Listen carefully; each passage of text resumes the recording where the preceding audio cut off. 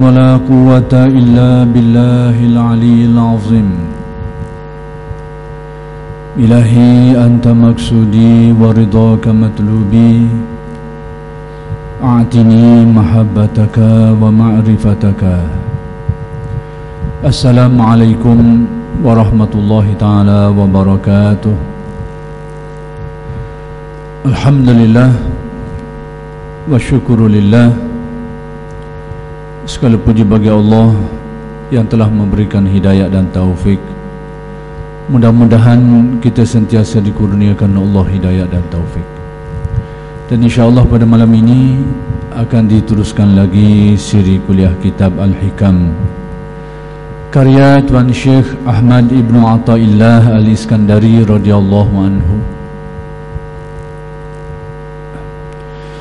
Pada kalam hikmat yang ke-55, Syekh Ibn Atha ingin menjelaskan kepada kita tentang penilaian terhadap amal. Sesuatu amal itu dikira besar atau dikira banyak atau sedikit bukan dari aspek kuantitinya, tapi dari aspek kualitinya. Inilah pandangan yang ingin dikemukakan oleh tokoh ahli tasawuf ini. Barangkali pandangan kita dalam menilai sesuatu amal itu sama ada dikira banyak atau sedikit, kita melihat dari segi jumlahnya, dari segi kuantitinya. Bila banyak rakaat salatnya, banyaknya amal, banyaklah amal itu. Bila banyak jumlah hitungan hari diamalkan amalan puasa, maka banyaklah puasanya. Bila besar jumlah pemberian sedekah dan sebagainya, maka banyaklah pemberian itu. Jadi itulah yang menjadi nilaian kita, bahawa sedikit atau banyak sesuatu amal itu selalunya dipandang dari aspek jumlahnya. Tapi Syekh Ibn Atha dalam kalam hikmat ini ingin menyedarkan kita suatu aspek yang lain yang kadang-kadang tidak terfikir oleh kita, bahawa ukuran banyak atau sedikitnya amal itu tidak dilihat dari segi kuantitinya, tapi semata-mata dilihat dari segi kualitinya. Maka untuk menjelaskan ini, kata Syekh, sesuatu amal itu, sekiranya amal itu timbul daripada hati yang zuhud, sekalipun sedikit amalan itu, pada hakikatnya dia dikira amalan yang banyak.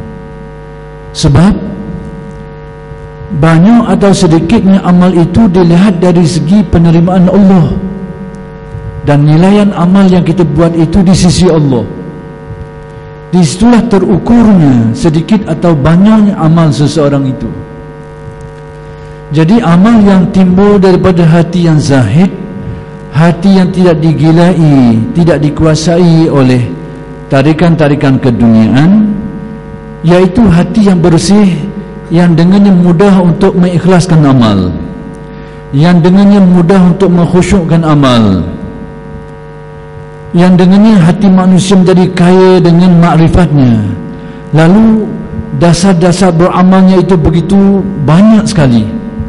Sekalipun amal yang diamalkan itu sedikit, tapi niat-niat kebaikan yang melandasi amalnya begitu banyak, maka amal itu akan dikira banyak, sekalipun kecil dan sedikit pada pandangan orang ramai.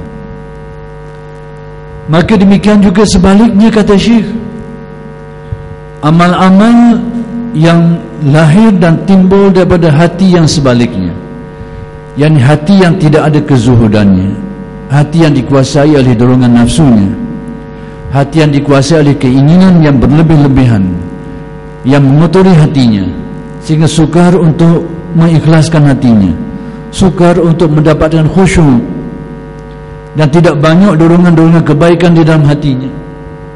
Maka amal-amal ini, kata Syekh, sekalipun besar pada pandangan orang, tapi hakikatnya dikira sebagai sedikit. Kerana segala amal yang tidak dilandasi oleh keikhlasan maka tertolak, tidak ada nilainya.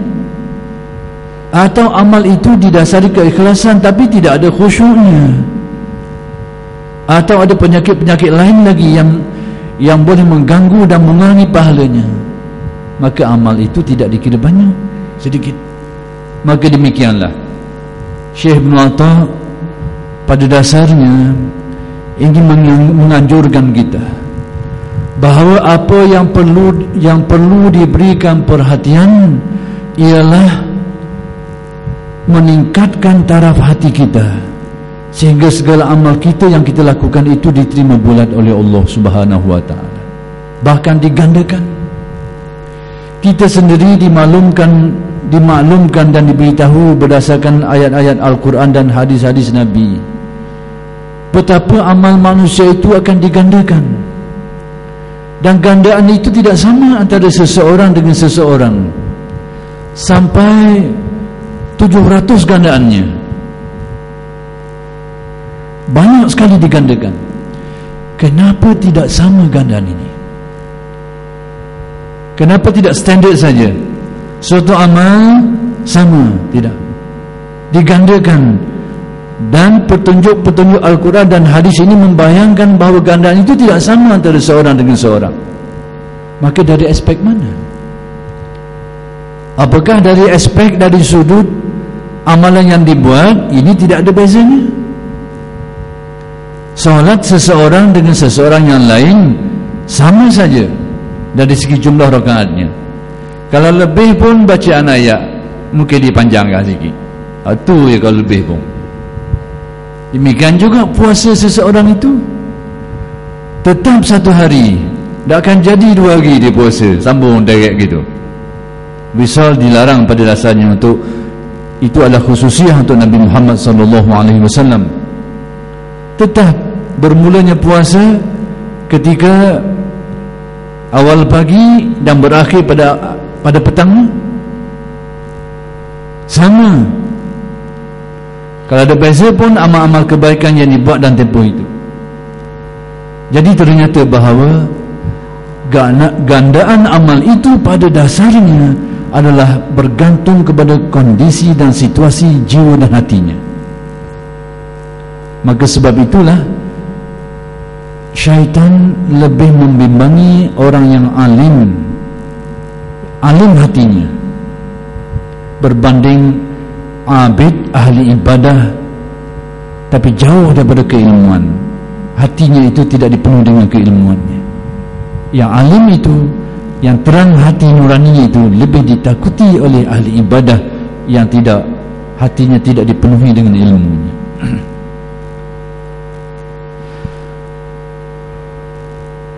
Ali ibnu Abi Talib radhiyallahu anhu berkata,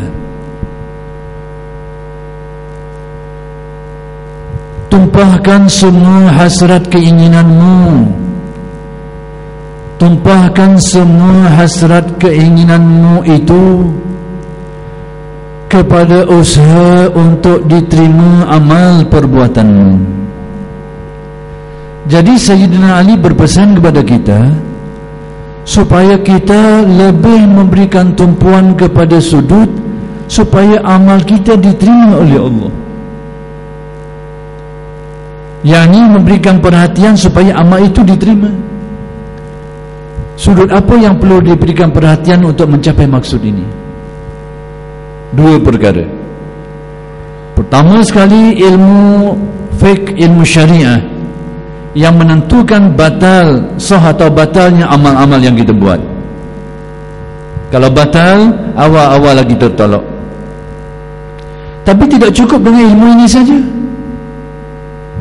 Perlu kepada yang kedua, penentu amal itu diterima atau ditolak oleh Allah. Kalau yang tadi menentukan sah atau batal dari aspek syariahnya, hukumnya. Tapi yang kedua ini menentukan diterima atau ditolak oleh Allah Subhanahu wa ta'ala, yaitu ilmu qalbi, ilmu suluk, atau dikenali sekarang sebagai ilmu tasawuf. Kalau dulu dikenali sebagai ilmu ihsan, ilmu batin, ilmu fil qalbi, semua ilmu ini merujuk kepada ilmu yang satu, yang sekarang dikenali sebagai ilmu tasawuf. Dinamakan sebagai ilmu ihsan kerana mengambil intipati daripada hadis ihsan. Ketika Nabi menjelaskan ihsan, Nabi menjelaskan anta'budallaha ka'annaka tarahu. Engkau beribadah kepada Allah semacam engkau melihatnya. Ini semacam melihat ini adalah menjurus kepada ihwal hati. Orang yang menghafal hadis ini bukan saja menghafal hadis, menghafal matanya, menghafal sanak-sanaknya pun belum tentu dia dapat merasainya. Belum tentu. Sekalipun sudah difahami, dihafal matanya, difahami maksudnya, bahkan dengan rawi-rawinya sekali, belum tentu dia tahu apa maksud anta'budallah ka'annaka tara. Faham dengan arti sebenarnya. Fa in lam takun tarahu fa innahu yaraka. Sekiranya tidak demikian, maka yakinilah, rasakanlah bahawa Allah melihat dirimu. Jadi ini melibatkan ihwal hati manusia, bukan melibatkan ilmu pengetahuan kita. Kalau ilmu, siapa saja sudah tahu perkara ini, tapi hakikatnya belum pasti kita mencapainya. Jadi sebab itu ilmu ini dinamakan ilmu ihsan. Sebab ada orang kata ilmu tasawuf ni tak ada zaman Nabi. Dia kata tak ada zaman ni. Zaman ni pelik-pelik orang ni. Satu aliran berfikir yang pelik, berpunca daripada beberapa dasar. Tapi dasar-dasar ini sebenarnya indah pada pandangan, pada pendengaran, tapi buruk pada maksud dan tujuan. Saya terpaksa sebut beberapa kali, kerana dasar-dasar inilah yang menjadikan orang jadi pening. Yang saya nak kabur ni antaranya nak kait tadilah. Ada kata yang mutasawuf ni tak ada zaman Nabi. Memang saya nak jelas sikit lah, tapi kena jelas dasar dulu. Dia kata apa? Pertama sekali, slogan yang pernah dikumandangkan dalam sejarah umat ini, kembali kepada Al-Quran, kembali kepada Sunnah.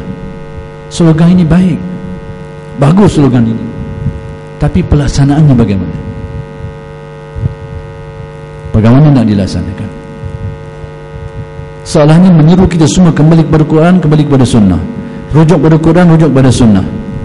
Slogan ini sebenarnya bermaksud secara tersirat tinggalkan mazhab-mazhab, tinggalkan petua-petua, hasil-hasil ijtihad yang dikemukakan oleh ulama-ulama mujtahidin dulu. Seolah-olahnya membayangkan mereka itu tidak sunnah. Ini kembali kepada sunnah. Itulah yang tersirat. Yang ini bukan berlaku sekarang, sudah berlaku sejak zaman Sayyidina Ali lagi. Ketika berlakunya perang Sayyidina Ali berlawan dengan Muawiyah, perang ini sebenarnya berdasarkan kepada ijtihad masing-masing. Masing-masing mempertahankan ijtihad.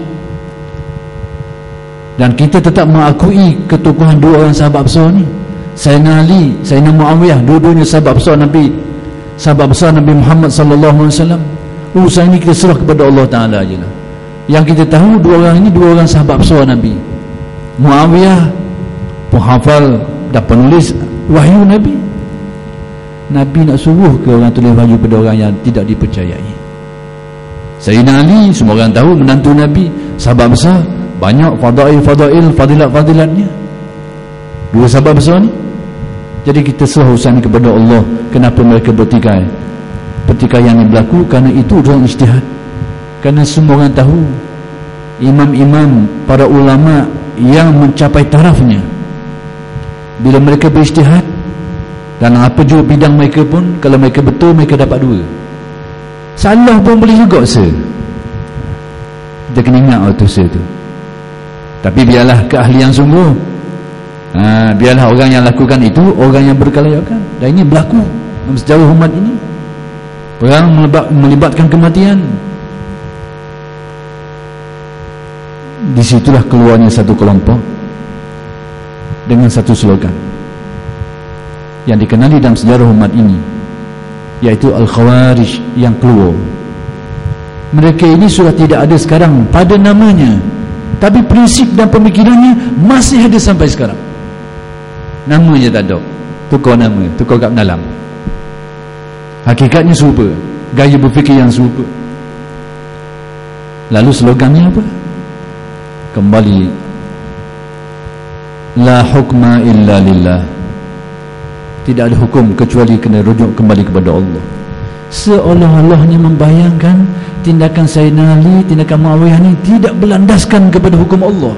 Seolahnya begitu nak dibayang. Bila kata-kata ini disampaikan kepada Sayyidina Ali radhiyallahu anhu, apa kata Sayyidina Ali? Kalimatu haqqin urida bihal batil. Kalimatnya benar.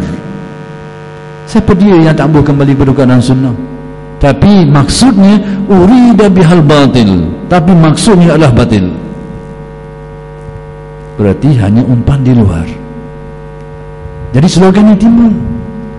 Mulalah orang kembali kepada mazhab, tinggalkan petua-petua ulama, direct pada Quran Sunnah, Quran Sunnah. Padahal semudah itu ke kita nak faham Quran dan Sunnah, nak mengeluarkan hukum darinya? Mudah kan? Ini kerja ulama-ulama mujtahidin. Kalau tidak berautoriti, jangan mencuba. Keluarlah petua plek-plek ni, kena ni, kembali kepada Quran, kembali kepada Sunnah. Seolahnya mujtahidin dulu tidak merujuk kepada Sunnah. Apa sebenarnya mazhab? Mazhaba ilaihi al-mujtahidun. Pendapat, tafsiran, huraian para ulama yang berautoriti terhadap nas-nas agama, Al-Quran dan hadis. Lepas tu adalah satu kelompok tu, dia menukilkan kalam Imam Syafi'i. Dia kata apa? Syafi'i sendiri kata, iza sahal hadis fahuwa mazhabi. Apabila hadis tu sahih, itulah mazhab aku. Boleh pakai capu, jadi rojok selalu, capu orang ni. Ditampukan tak kisah, dicapu belaka. Seberdaun kayu yang apa belaka, rojok orang benda tak tahulah. Padahal kalau dia kaji betul-betul, ada hadis-hadis yang sahih tapi tidak dipakai oleh Syafi'i. Sebab apa? Banyak sebab. Perlu orang tahu tentang nasakh dan mansukh. Perlu tahu mana yang lebih kuat dari itu. Kalau berlaku pertentangan, bagaimana nak diselesaikan? Ini ilmu ni tak mahir ni. Sebab itu ini kerja fuqaha, kerja ahli hukum. Ahli hukum ni orang yang pandai. Kau tukang masuk ni, kau ia pandai buat lauk. Lada nak tahu banyak mana, gula nak tahu banyak mana, sayur nak tahu banyak mana. Ada orang mereka dia pandai nak buat kerja. Jangan tanya tukang jual sayur pasar tu, memangnya nak tahu sayur dia banyak. Nak tahu yang mana? Ni lada, dia tukang jual lada. Setimbung dia tahu lada saja. Terus apa dia nak makan? Dibandingkan. Sebab itu ini perlu kepada satu kepakaran ilmu yang khusus. Orang panggil fuqaha, ahli hukum, faqih. Dan kita ni boleh pergi sampai begitu. Sudahkah kita menghafal Al-Quran, hafal hadis-hadis, tahu salah beloknya, riwayat-riwayat itu dan ini, semua-semua hukumnya. Nak keluar satu-satu hukum tu bukan mudah. Itu maksud saya. Bila ada petua ni kembali berquran Sunnah, sebenarnya bukan apa slogan yang mengajak ikut mazhab dia tu. Siapa dia tukang berkata tu? Sebab itu tafsiran dia. Dalah yang ajak orang gitu, itu mazhab Dalah. Mamak yang ajak gitu, mazhab Mamak. Tengok. Tapi tak mau pakai nama ni. Sebab apa? Tak laku. Bila sebut mazhab Dalah, mazhab Mamak, nak banding mazhab Syafi'i, memang kata tak betul-betul. Tapi selidung atas nama Quran, hadis. Orang kecong lalu dah. Dah nak baca. Nak banding apa dengan Nabi? Quran dan hadis, Quran hadis. Tapi tak sedar hakikatnya itu cara dia menafsir. Dia ajak orang mari ikut ni. Cara dia. Mazhab Mamak, mazhab Dalah. Tapi tak mau pakai nama ni. Nama ni dok glamour. Dah nak sign dalam market memang out mazhab ni. Itu kenyataannya. Ada juga ni nak cerita kaya tadi tu. Tak ada ilmu tasawuf ni zaman dulu. cari tak ada sungguh. Waktu dah tengok kamu itu tengok kamu cerita lain lagi. Tak ada mazhab, tak ada kamu ni tasawuf ni. Memang perkataan ini tidak ditemui di zaman Nabi dipakai dengan maksud ini. Dia adalah ilmu yang diperistilahkan di kemudian hari. Tapi ilmu ini, isi dia tu, kandungan dia tu ada tau. Tu nak tanya saya. Sebab tu saya sebut tadi, ilmu tasawuf zaman awal dulu dikenali sebagai ilmu ihsan, dikenali juga sebagai ilmu suluk, dikenali juga sebagai ilmu al-batin, dikenali juga sebagai ilmu fil qalbi. Semua ini diambil, dicedok daripada hadis-hadis Nabi SAW. Orang panggil ilmu qalbi kerana hadis Nabi, ilmu al-ilmu ilmani. Ilmu itu ada dua. Ilmun ala lisan, kata Nabi, ilmu yang dibicarakan, yang boleh diajar, yang boleh diolah, dijelaskan. Fazalika hujjatullah ala khalqi, kata Nabi.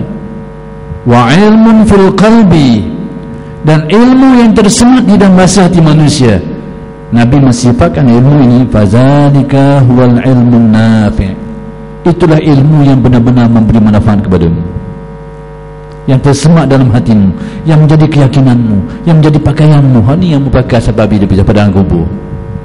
Hak lain sipang dalam otak, tak pakai mana, sekali-sekali pakai, sekali-sekali tak. Tapi yang pakai dalam hatimu, inilah yang akan bawa sampai ke bila-bila. Sebab itu Nabi mensifatkan fazalika wal ilmun nafi'. Ilmu inilah yang benar-benar memberi manfaat kepadamu. Disebut dengan nama-nama lain, ilmu batin, kadang merujuk kepada hal-hal lain lagi lah. Jadi saya nak kaitkan bahawa bila Syekh Muwatta ini menganjurkan supaya memberikan tumpuan kepada, yakni Syekh Muwatta ini Sayyidina Ali radhiyallahu anhu, bila dia menasihati supaya memberikan tumpuan kepada penerimaan amal, berarti orang perlu memiliki dua jenis ilmu ini paling kurang. Ilmu syariah yang menentukan sah batalnya amalan itu, dan yang kedua ilmu tasawuf atau ilmu ihsan yang menjadi kayu ukur penerimaan, diterima atau ditolak oleh Allah.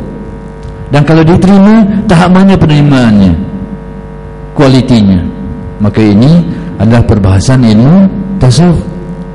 Jadi seolah-olahnya bila dipesan oleh Sayyidina Ali supaya berikan perhatian kepada penerimaan, bukan hanya sekadar menggandakan amal, maka itu maksudnya. Terutama yang kedua itu, yang menjadi pengukur diterima atau ditolak oleh Allah Subhanahu wa ta'ala.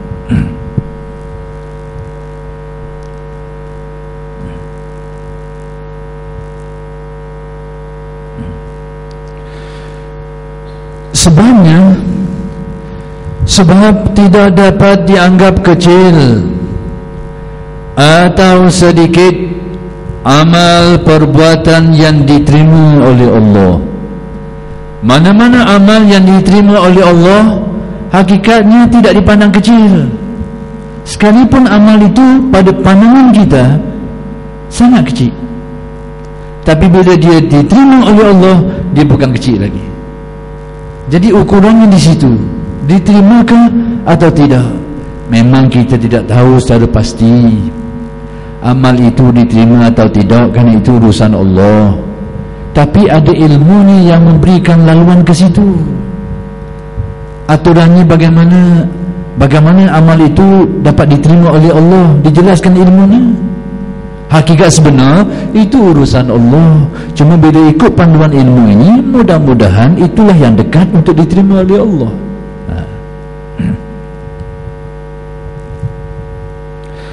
Firman Allah Ta'ala, innama yataqabbalullahu minal muttaqin. Artinya, sesungguhnya Allah hanya menerima amal perbuatan dari orang yang bertakwa, yakni ikhlas baginya dan tepat menurut ajarannya. Jadi ayat ini menjelaskan betapa penerimaan Allah itu adalah berkait dengan takwa Allah. Apa itu takwa? Kita selalu diperingatkan di dalam khutbah Jumaat, bahkan menjadi salah satu daripada rukunnya, supaya bertakwa kepada Allah, dan ditafsirkan dengan melaksanakan perintah dan meninggalkan larangan. Kalau dianalisa dan diperhatikan, yang itu hanya mewakili satu daripada 3 bahagian takwa, hanya satu. Melaksanakan yang disuruh dan meninggalkan yang dilarang, yakni dari aspek zahirnya, hanya satu dari 3 bahagiannya. 2 lagi ke mana? 2 lagi. Kerana ayat ini menjelaskan innama yataqabbalullahu minal muttaqin, yang diterima Allah adalah yang bertakwa hatinya. Bagaimana? Jadi 2 lagi adalah aspek dalaman manusia. Aspek dalaman 1/3 luarannya, 2 lagi di dalam. Salah satu di antara 2 itu adalah melibatkan rasa hati manusia.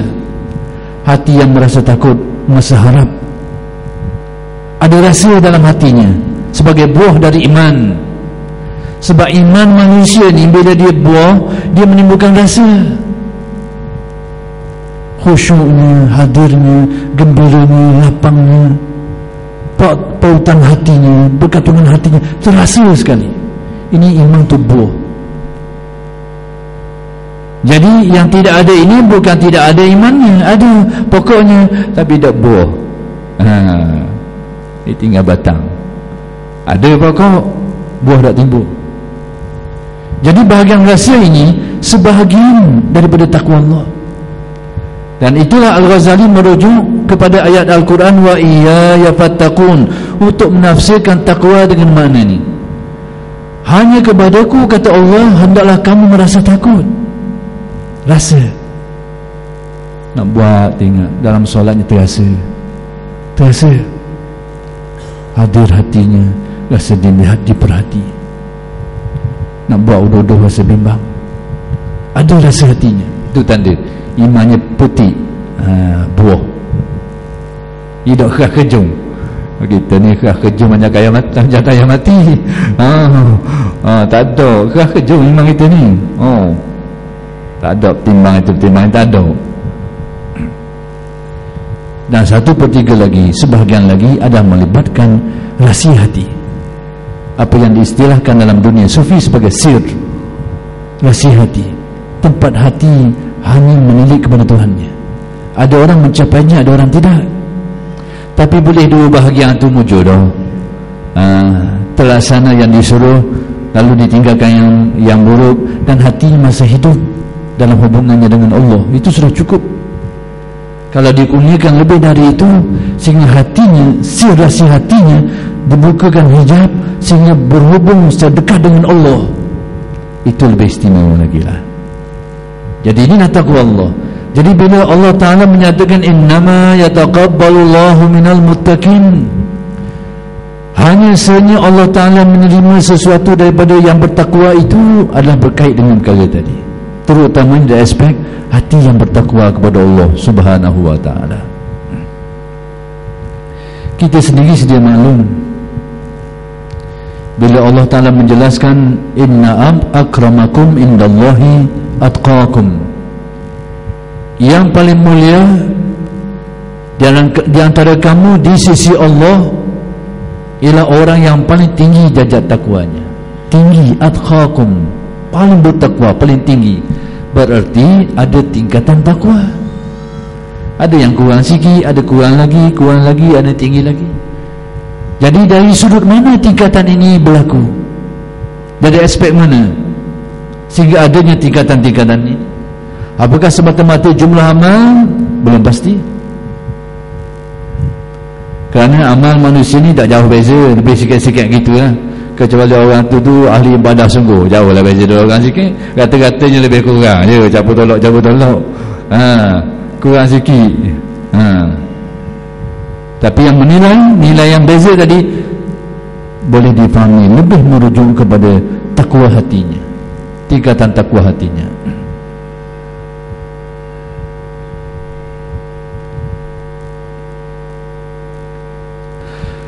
Abdullah bin Mas'ud radhiyallahu anhu berkata,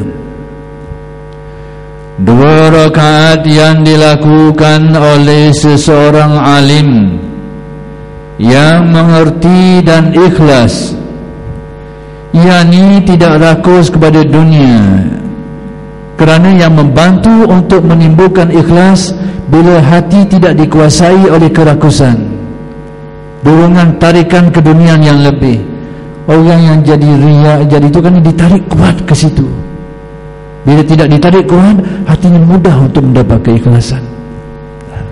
Sebab itu bermulanya hati itu menghadap kepada Allah dikala dia mula merasai ihwal zuhud.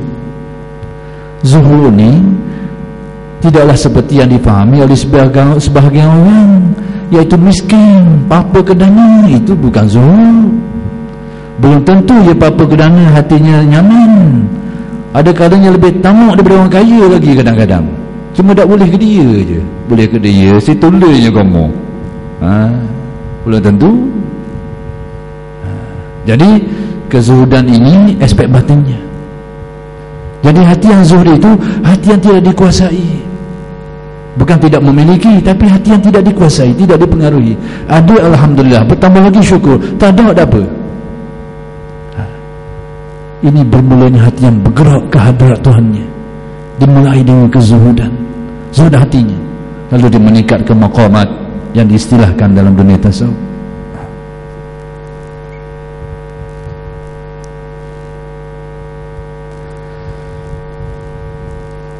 Lebih baik dari ibadat orang-orang ahli ibadat sepanjang masa. Jadi dibandingkan, ini kata Abdullah bin Mas'ud, sahabat Nabi.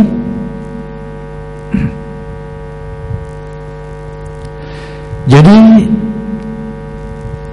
ternyata bahawa 2 rakaat yang dilakukan oleh seorang yang hatinya penuh makrifat dan penuh keikhlasan, berbanding ibadah yang dibuat oleh secara berterusan oleh hati yang lalai, yang tidak ada keikhlasannya, jauh lebih baik yang 2 rakaat itu. Tapi kalau hak banyak itu pun macam gitu juga, memang lebih dia lah. Tu dia nak kata apa, dia juga gitu, tapi jumlahnya banyak lagi ya, memang lebih dia.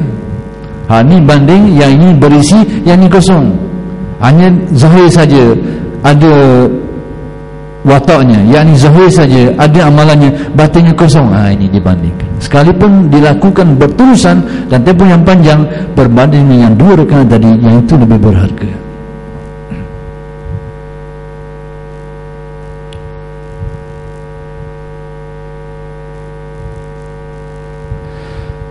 Abu Sulaiman Ad-Darani bertanya kepada Ma'ruf Al-Qurhi,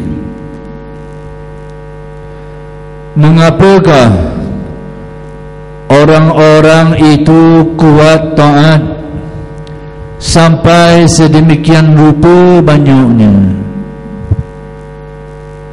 Jawabnya, kerana mereka telah membersihkan hati mereka daripada cinta kepada dunia.